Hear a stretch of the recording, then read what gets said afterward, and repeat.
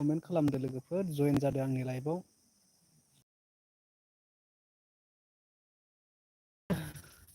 दसे लाइभआव नोंथांमोनजों रायज्लायनो थाखाय नुजाफैदोंमोनलै। थ' जयेन जादो लोगोफोर। अननानै लाइभआव फैदो बयबो। दसे रायज्लायनोसै कमेन्ट खालामलायदो।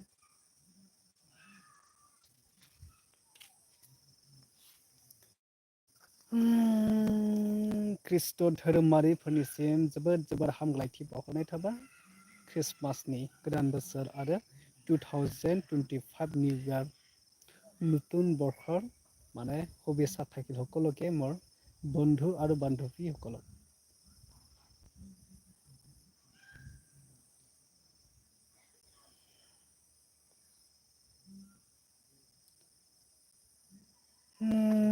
रावबो फैयाखै जयेन जायाखै ना? एसे बेक साइडथिं खोन्थानोसै नैबे गय बारि नालाय। बे जोंहानि न' खाथिनि गय बारि आरो मालायनिसो दै जोंहानि नङा। माने जोंहानि खाथि जोंहानिया बेलेगथिं दं आरो एसे साइदआव खोन्थाथ'ला। कमेन्ट खालामदो लोगोफोर। प्लिज कमेन्ट प्लिज मि कमेन्ट।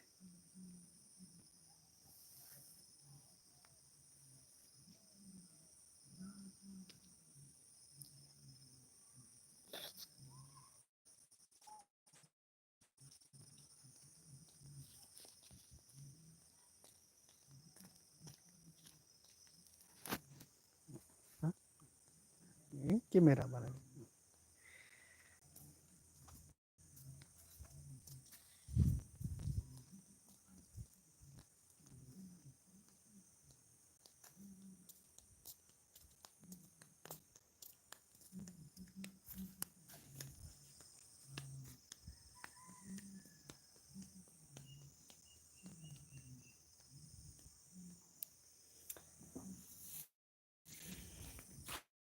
एखौबो माने दिनैसिम खननै ना माल'सो जादों होनाया माने कमेन्टआबो ल'सो जाना दं नामाथाय माने दा कमेन्टखौनो लिरखायाखै कमेन्टबो मोनसेबो नुवाखै आरो। सानै फैदोंमोन बिसोरबो थांफिनबाय सोर फैदोंमोन मिथियासै। कमेन्टजोंबो खोन्थालाङासै लाइकबो होलाङा गालाङासै। थ' प्लिज अननानै लाइक होना गालांब्रा। थ' गोबावनि उनाव दिनै खनसे लाइभ होनायदोंमोन माने लाइभआनो जानो नागिरा। लाइभआ सोलिया माने दानलांबाय थायो लाइभआ। थ' दिनै एसे सोलिदोंमोन सोलिनायालाय थ' लोगोफोर थ' प्लिज कमेन्ट खालामदो कमेन्टनि गेजेरजों फोरमायहरलाय कमेन्ट बक्सआसो लक जादों ना मादों मिथिया नालाय लाइभखौनो होफैथारा नालाय दिनैसो फार्स्ट टाइम। थ' दिनैजों खननै होदोंमोन आरो सिगाङाव होदोंमोन बिदिनो नेटवर्क प्रब्लेमनि थाखायनो दानलांबाय थायो ओंखायनो आं लाइभखौनो होआ आरो। थ' कमेन्ट खालामलाय लोगोफोर कमेन्ट फैयोना फैया नायनो। कमेन्टबो खालामदोब्रा थ' दिनै बर'दिन बोथोर नालाय बयहाबो बेस्थ'। जाय खृष्ट धोरोमाव बिथांमोननिसिम माने जोबोद जोबोद माने हामलायथि बावहरनाय थाबाय आरोना। खृष्ट धोरोमारिफोरनि थाखाय। थ' लोगोफोर कमेन्ट खालामलाय कमेन्ट फैयोना फैया नायनि। थ' लाइभआव लाइक सासे होदों थ' सोर होदों मिथियासै। कमेन्टबो खालाम फ्रेन्डस कमेन्ट खालाम फ्रेन्डस। कमेन्ट खालामब्लासो मिथिगोन ना सोर फैदों सोर फैयाखै। सोर फैयाखै।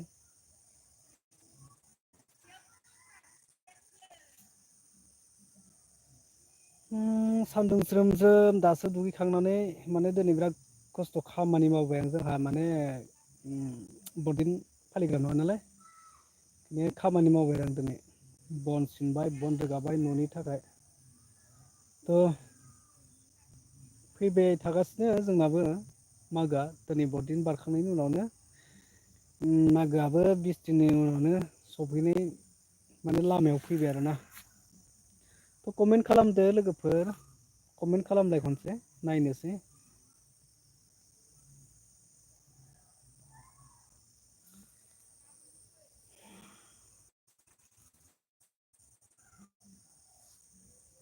मा जाबावगोन जों गावनि हायावनो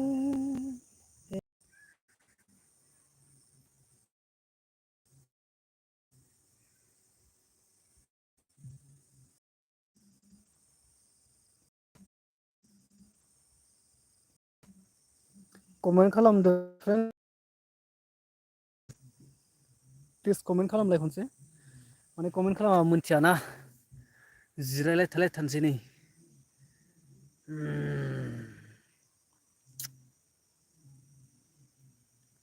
बोरै खबर मा खालामदों लोगोफोर प्लिज कमेन्ट खालामनानै खोन्थाहरदो ना कमेन्ट बक्सआसो लक जानानै दङ मोनथिला आरोना माने कमेन्टआनो फैयाखै मोनसेबो थ' मा खालामनांगौ जाखो दे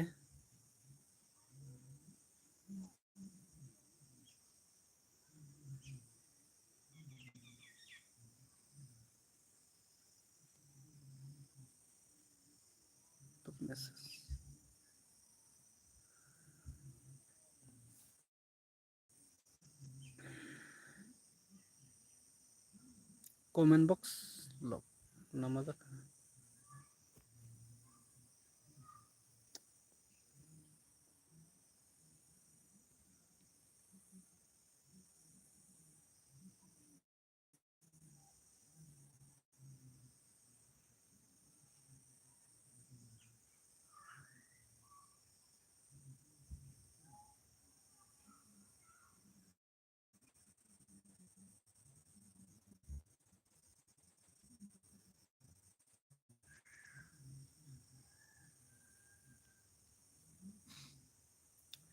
माने कमेन्ट गैया नालाय बोरैबा मोनबाय आरोना कमेन्टआ लक जादोंना मादों मिथिला माने कमेन्टबो रावबो लिराखै नालाय बोरैबा मोनलायलाङोलै कमेन्ट फैयाबाथाय कमेन्ट खालामलाय फ्रेन्ड्स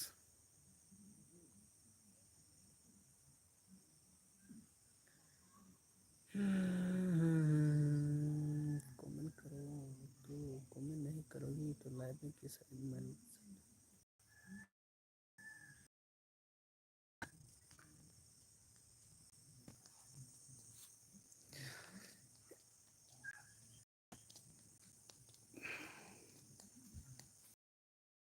सेल मा गोमाखो माने अबजात नागिरबाय थादों नेटनि बिराद प्रब्लेम जागासिनो आरोना माने नेट प्रब्लेमनि थाखायनो लाइभ होनो हाया ओरैबायदि माने लाइभ स्ट्रिमखौनो होनो हाया जाहैदों आरोना नेटवर्कआ बिराद नेट डाटाल' थायोबा जाया इन्टारनेटल' थायोबा जाया माने सारभारबो नांगौ जायोना बिराद सारभार नांगौ जायो भिडिअ क्लियार जायाखैना भिडिअ क्लियार जायाखै माने मानि थाखाय जायाखैमोन बिराद प्रब्लेम नेटनि थाखायनो बिराद प्रब्लेम नोंनाव भिडिअ क्लियार जायाखै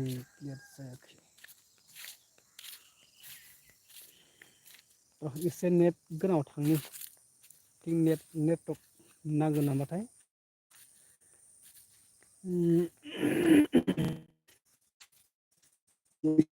नांनायालाय मोजां जादोंना बबेबा मोजां सोलिदोंना सोलिया गयजोंनो माने माहाजोन आरोना जोंनि एरियाखौ मिथिगौना हाजो खाथि आरोना हाजो खाथिसोलै जोंना गामिया अरुणाचल बरदार खाथियावसो नोंनालाय मा गामि खोन्थाहरदो फ्रेन्डस मिथिना अफिसियेल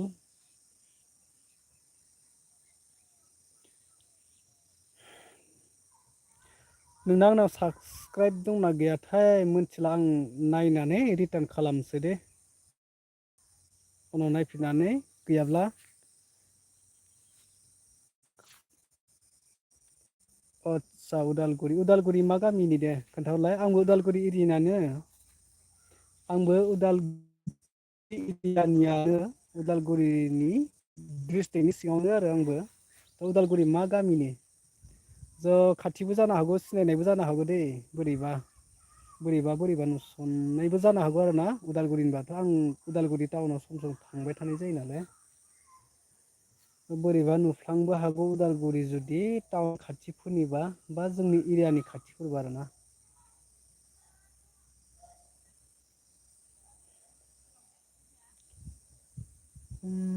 जोंनाथ' माजबाद ओनसोल गोलैयो आरोना फ्रेन्डस ओ माजबानि एकदम साहा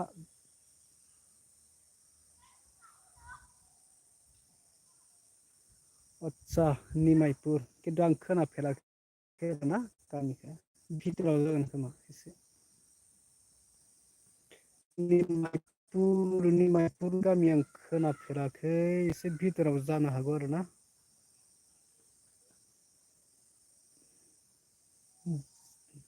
निमाइपुर बबे डिस्ट्रिक्टआसो उदालगुरि नालाय ओमफ्राय एरियासो ओमफ्राय बेयाव बिराद गामिफ्रा मोनथिया आरो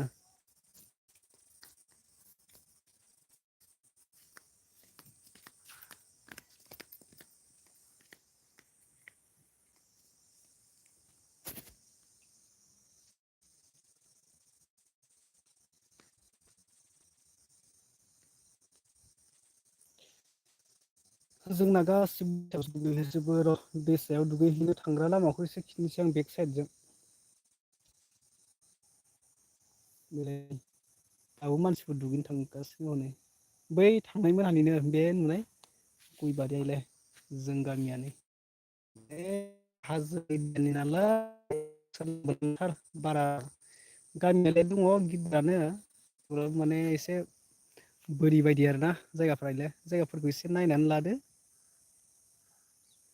अ टाउन गामिखौ खोनादोंना खोनायाखै सा हो बेखौ ननाय दिसा होनो ओमफ्राय बेजोंनो बै लामायानो माने भैरबकुन्द' थाङो भैरबकुन्द' मिथिगौना भैरबकुन्द' किल'मिटार अब्लाथ' बिराद गोजानानो जागोन गोजान माने गामि भिथोर जानो हागौ आरो ना गामि भिथोर जागोन खोमा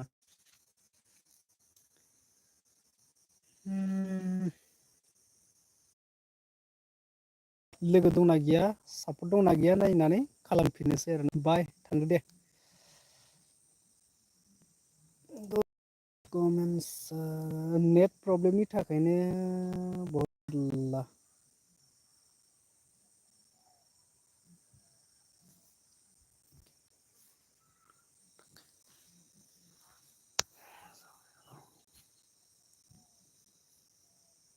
सोर दंबावो कमेन्ट खालाम दे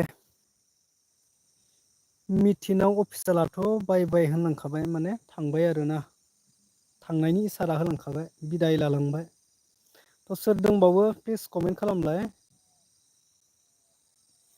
कमेन्ट खालामनानै खोन्थाहरदो दे खबर सबर माबोरै दङ मा खालामना दिनै सानसेया बोरै बारलांखो बारलांनो थाखाय बारा सम गैला बेसेबां जाखो टाइमाबो आरो टाइमखौ एसे नायनानै लानोसै 2:38 ना आरायथा जाबाय आरोना बारा सम गैला आरो दानाथ' थाबनो खोमसि जायो नालाय